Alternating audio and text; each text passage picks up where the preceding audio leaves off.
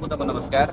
मेरो नाम चाहिँ अमर यादव। म यता विराटनगर महानगरपालिका वार्ड नम्बर 17 स्थित रघुपति जुट मिल चाहिँ आएको छु।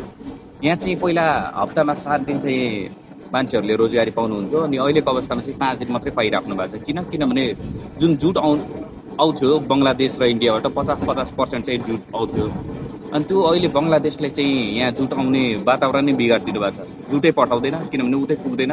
अनि अहिले मेरो चाहिँ कृषि मन्त्रालयबाट एउटा सानो आग्रह छ क्या, सबै फ्याक्ट्रीहरू चाहिँ कति निलामी भइसक्यो, कति बिक्री भइसक्यो, कति बन्द भइसक्यो, तर यो रघुपति जुट मिल चाहिँ अहिले सुचारू अवस्थामा छ।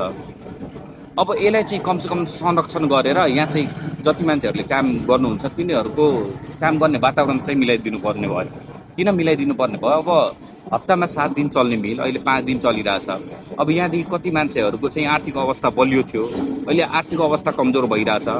यहाँदेखि कति मान्छे घर परिवार चल्थ्यो, अहिले कमसेकम 2500 देखि 3000 मान्छे यहाँ काम गर्नुहुन्छ। एउटा गाउँमा जति मान्छे हुन्छ एउटा गाउँ बराबरको मान्छेहरूले यदि यो मिलमा काम गर्दैछ अनि यही मिलको अवस्था बिग्रियो भने तिनीहरूको घर परिवारको आर्थिक अवस्था त त्यो अनिवार्य बिग्रिन्छ नि। त्यो वातावरण मिलाउनको लागि मेरो चाहिँ नेपाल सरकारसँग पनि एउटा आग्रह छ। अनि हाम्रो जति कृषि मन्त्रालय हुनुहुन्छ, प्रदेश सरकार हुनुहुन्छ, स्थानीय सरकार हुनुहुन्छ, तपाईँहरूले यदि सक्नुहुन्छ भने एउटा चाहिँ यो फ्याक्ट्रीलाई केही अनुदान दिनुहोस्। अनि कसरी हुन्छ यदि जुट चाहिँ यहीँ उत्पादन गर्न सकिन्छ भने त्यसको लागि पनि वातावरण मिलाउनुहोस्।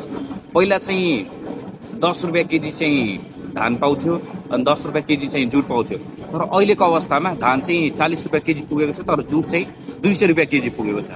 यदि हाम्रो सरकारले जुटको उत्पादन यही स्थापित गर्न सक्यो भने जे होस् हाम्रो नेपालको पनि आर्थिक अवस्था एकदम बलियो हुन्छ र यहाँको फ्याक्ट्रीहरू पनि बन्द हुने अवस्था आउँदैन।